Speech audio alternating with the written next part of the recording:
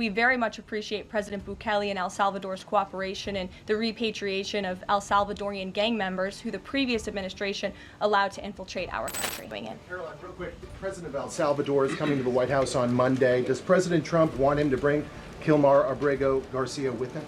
The Supreme Court made their ruling last night very clear that it's the administration's responsibility to facilitate the return, not to effectuate the return. I believe the Department of Justice just filed another brief in the lower court. I would defer you to that for any updates. But as you mentioned, President Bukele will be here at the White House on Monday to talk about the cooperation that is at an all-time high. And we very much appreciate President Bukele and El Salvador's cooperation in the repatriation of El Salvadorian gang members who the previous administration allowed to infiltrate our country. Sure. Thank you very much, Caroline. The president spoke quite highly of the great relationship that he has with the Turkish president. We know that the president might be heading off to the Middle East very soon. Is he planning to meet with the Turkish president, either here in the White House or in Turkey?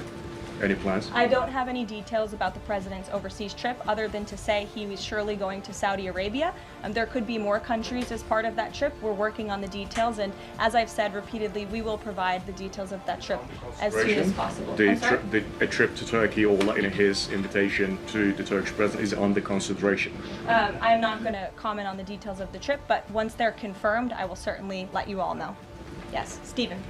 Thank you, Caroline. I'd like to ask you about presidential health and also about tariffs.